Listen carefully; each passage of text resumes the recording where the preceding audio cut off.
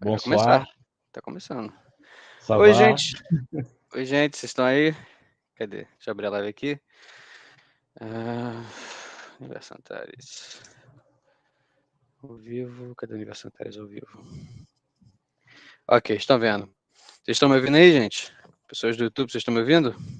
Sim ou não? Comentem aí, por favor.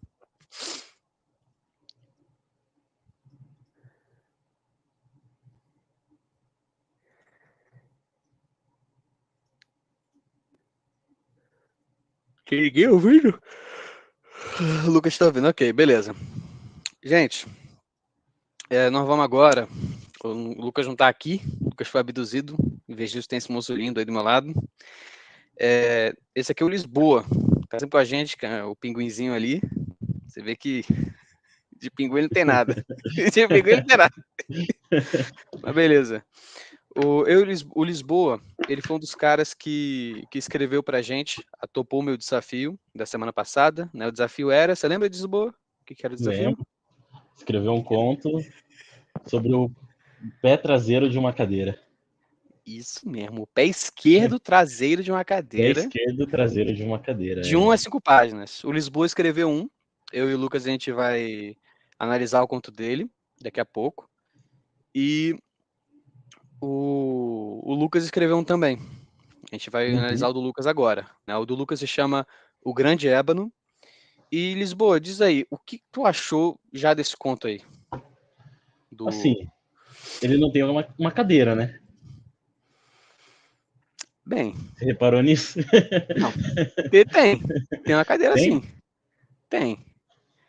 Aí chegou outro Ah, coleve. Ei, coleve. verdade. Tem mesmo, Tem, tem só que mesmo, ele não diz o tem nome. mesmo. Não tá ali, cadeira. Não tá É escrito. verdade, Mas dá verdade. pra ver. Bem, Então, bem lembrado, bem lembrado. o que você percebe bem nesse conto aí do Lucas, o Lisboa? Hum, O que te saltou aos cara. olhos?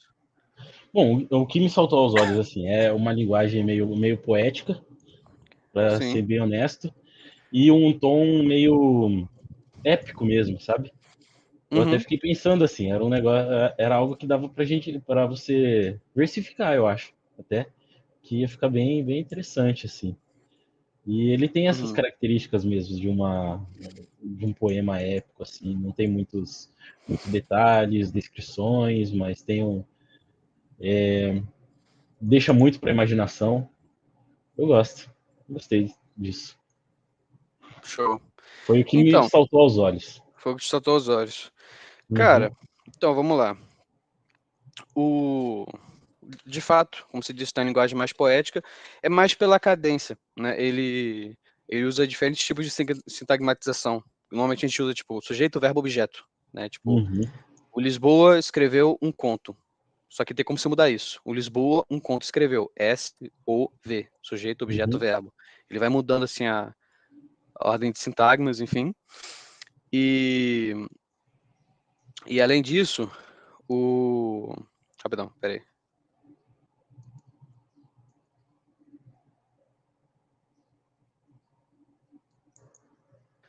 Nada demais, enfim. E ele vai mudando assim, e aí fica uma cadência, ele fica mudando, essa cadência fica interessante. Também tem a questão de que às vezes surgem rimas, o que traz uma musicalidade também.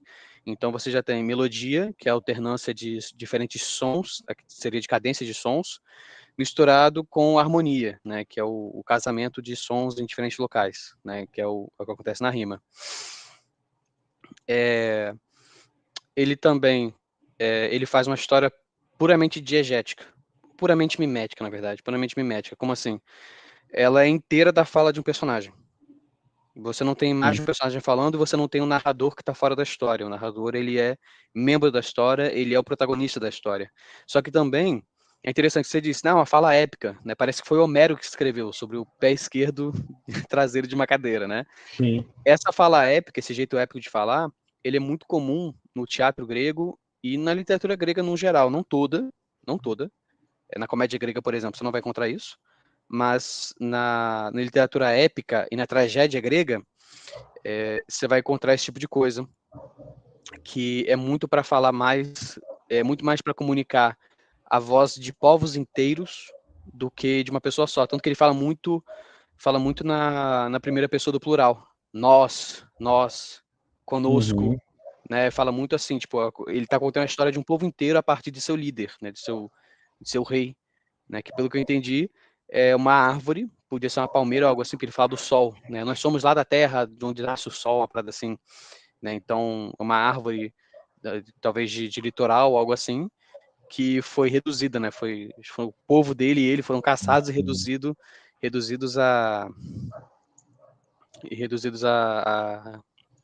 pés de cadeira, a pedaços de madeira, alguma coisa assim, né? E também tem um pouco do que dá para chamar de fato, um estoicismo mesmo ali, né? Uma virtude estoica, porque ele fala, tem uma hora que ele fala, né, que o corpo cede, né? O corpo se dobra, mas o espírito permanece firme, né? O espírito Mas permanece então, firme. aí, você falando, é que eu não tinha me dado conta, e eu só fui me dar conta agora. Mas é feita de ébano, né? A madeira. Sim, sim. É porque o ébano tem Muito. duas coisas aí. Tem a cor do ébano, Aham. e também tem a rigidez do ébano. Porque o ébano, ele tem o minério ébano, que é um minério muito rígido, muito denso, muito difícil de quebrar por inteiro, ainda mais no seu núcleo. E você também tem a madeira ébano, que é chamada, não sei se é a madeira que é chamada assim por causa do mineral, ou se é o mineral que é chamado assim por causa da madeira. Mas, de qualquer maneira, os dois são bem rígidos. E também tem a coloração enegrecida, ambos, né? Aí pode ser que seja a madeira de ébano. Sim. Agora, se a madeira de ébano fica próximo de litorais ou algo assim, não sei, Eu não faço ideia também. né? Cadê? Ok. É... Beleza. E aí, cara, uma coisa que eu achei interessante no conto dele é É o... africana. Como assim africana? Ah, a madeira é africana? É, É o ébano é show. da África. Então Faz tudo aí. pensar, sabendo que é da África agora, né? Faz pensar nos reis africanos que foram Sim, sim, sim. depostos, né? Uhum. Pelos colonos, foram instrumentalizados, reduzidos, mas permaneceram. Caraca, será que o Lucas ele fez um conto como é que é? Afroativista? Será que ele fez isso sem querer? Ele odiaria ter Pode feito ser, isso. Ele né? Pode ser, odiaria. né? Ele odiaria ter feito isso, mas Mas será aí que que ele tá, fez, né? velho? Não é o autor que define esse tipo de coisa, né? Exatamente. É Eu tô o... explicando isso pro Lucas há meses. Não tô conseguindo. Então, não é o autor que define. Ele pode Eu ter acho que escrito a gente. isso. Inclusive, caberia muito bem essa interpretação. Porque tem tudo ali, ó. Foi capturado, Sim. foi colocado ali num trabalho servil. Olha isso, uma forte alegoria. Mas aí que tá, velho. Aí que tá. Aí que eu me pergunto. Porque assim, se fosse uma alegoria, cara, a gente estaria reduzindo a história dele ao. A gente estaria ligando a história dele, reduzindo a história dele a os acontecimentos históricos com que ela é congruente, Sim, né? sim. Esse que é um problema. Foi a mesma briga É. que eu tive com a questão do Animal Farm, né, do Orwell. Se a gente Uhum. reduzir aquilo lá a uma alegoria, cara, não tem por que você ler Animal Farm. Vai ler a história da União Soviética. Sim. Porque uma é uma versão para criança e o outro é uma versão para adulto. Entendeu? Então por Uhum. isso que muita coisa que chamam de alegoria eu não chamo. Porque quando tem uma alegoria mesmo, é um panfleto de uma outra coisa. Porque a alegoria, isso que é interessante, parada que eu tô notando aqui, vou só fazer um disclaimer aqui, tá? A gente entrou na alegoria agora, porque a gente já falou, é um conto de 3 páginas, acho que a gente já falou o suficiente, né? Mas enfim, a gente Uhum. não vai falar muito mais do que o do Lisboa também não. São contos bem pequenininhos, curtinhos, enfim, feitos faz 3, 4 dias, né? Sim. Vamos lá. Sobre a questão da alegoria, cara, eu venho percebendo, mas eu quero conferir mais, tá? Que grandes alegorias que eu conheço, depois eu tô conferindo não esses dias, mas já faz umas semanas aí, que eu nunca vejo elas separadas de um esclarecimento, de um tipo de, como pode dizer, de um discurso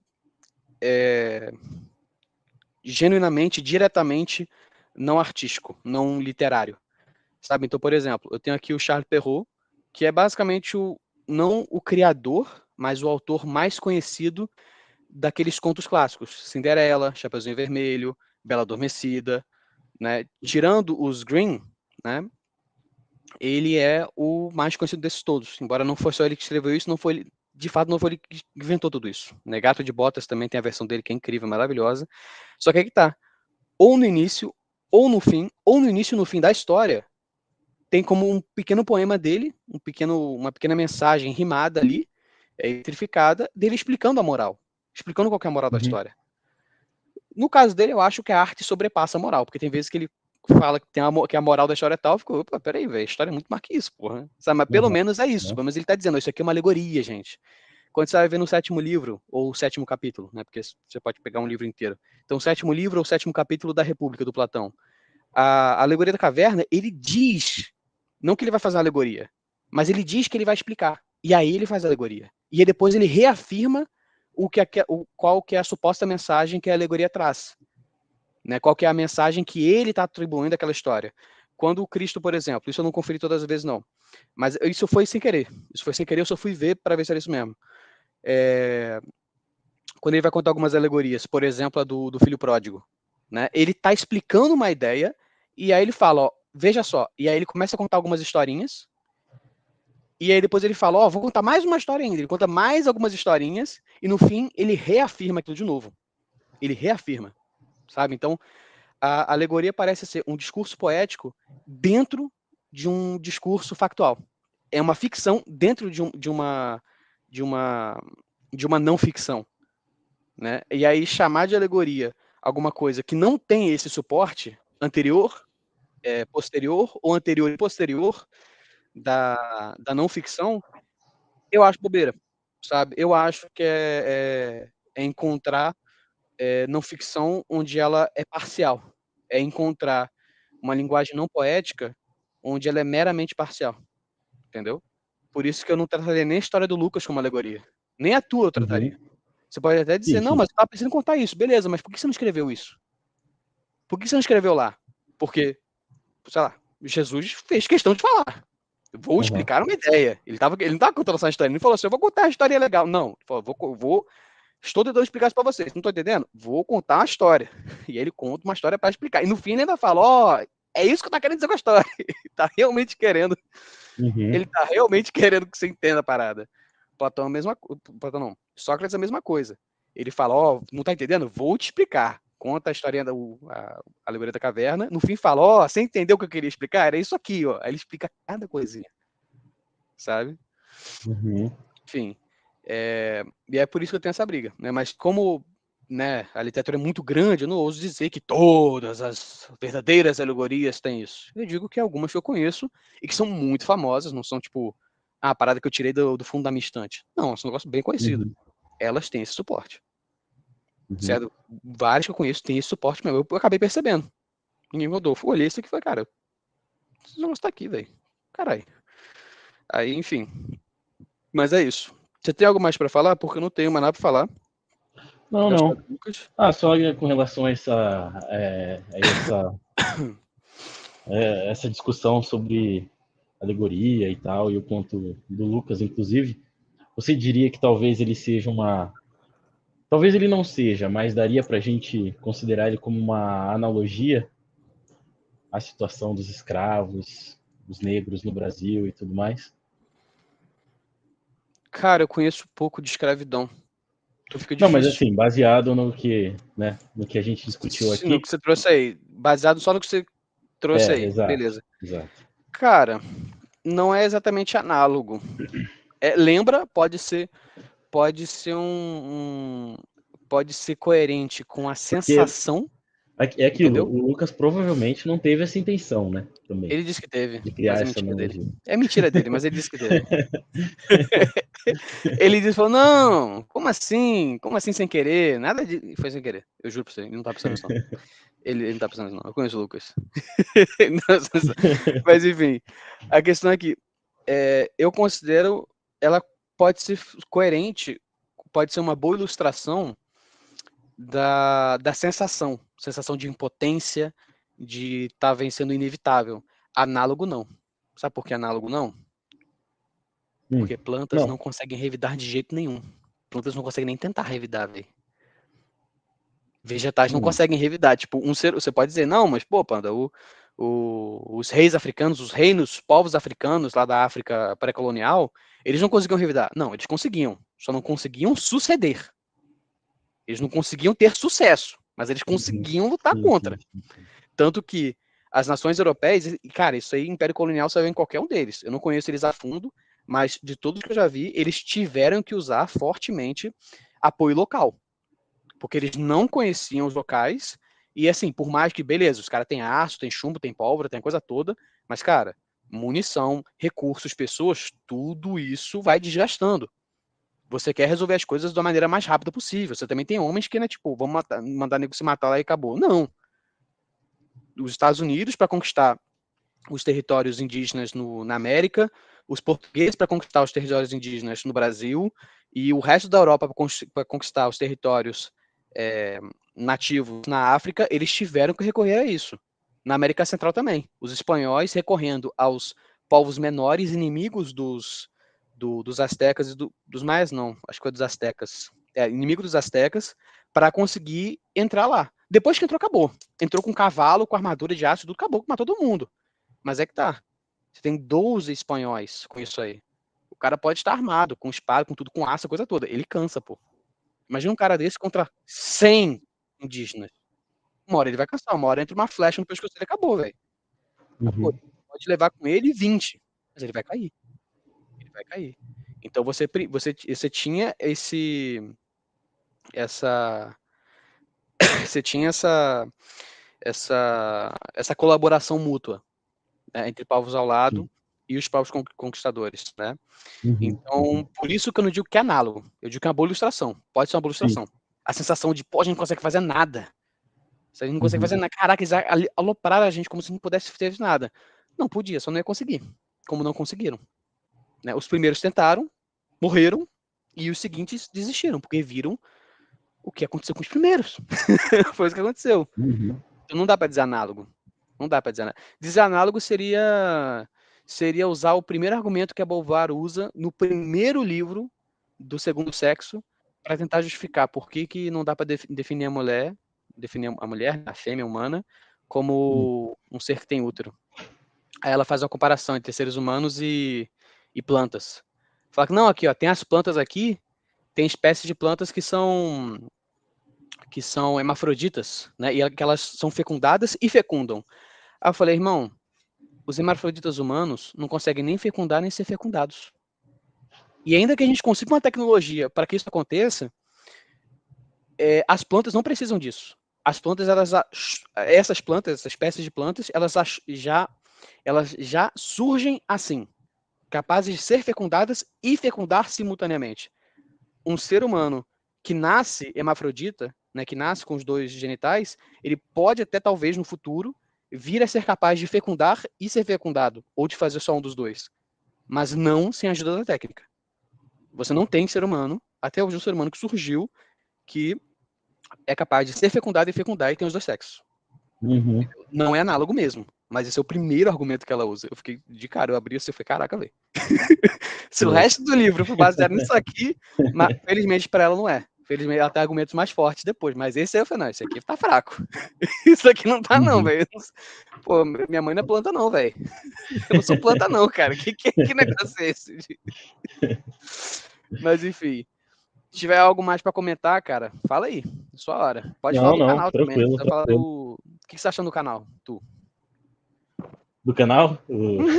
Estou gostando. O canal tá legal os conteúdos. Tipo assim, porque o Universo Antares surgiu com outra proposta, né? Mas hoje está... É aquilo que a gente estava conversando em off, né? Ah, tá, mas tinha um criador, mas hoje tem a cara. Não. Deixa o off. Nunca vai me demitir. Nunca vai me demitir desse off. Mas enfim, é isso. Beleza. Cara, então vamos se despedir. Vou chamar o Lucas aqui pra cima. A gente vai analisar o teu conto dessa vez, né? Boa. E é isso. Falou, Lisboa. Até mais, dá um tchau Valeu, pro pessoal aí. Bom, pessoal, valeu aí. Eu sou escritor, inclusive, comprem Toringa. Compre Eu vou Toringa. deixar o link aí. Cara, que é você que é o autor do Toringa? Sou eu sou o autor do Toringa. Rapaz, eu nunca tinha me comentado. Acho que ele tinha falado que era você, mas já foi uns meses. Agora que você falou Toringa, na hora eu lembrei. Ah, que é você que desenha também? Eu que desenho também. Mas Exatamente. a história é toda quadrinhos ou ou ela é só a capa que é desenhado Não. Quadrinho não tem como, não. Eu gosto de desenhar coisas fixas, assim. Eu não consigo ficar fazendo um monte Entendi. de desenho, não. Você não gosta de fazer em sequência. Você Não. fez a capa, você fez o texto e é Ah, isso. não. A capa não fui eu que fiz, não. Foi um amigo meu. Que aquele desenho Ah, lá então eu você não fez o sou tão texto. bem assim, não. Você fez o texto do Toringa. Isso, exato. E Ah, as que artes show. no Instagram do Toringa são minhas também. Cara, eu vou pedir pro Lucas jogar aqui um link do Toringa aí. Eu achei que na Amazon, mas eu não Eu sei. jogo também. Tá. Na Amazon Pode só jogar no chat aí. tem o Kindle. O Kindle tá lá. É, tem o Kindle só. Uhum. De graça.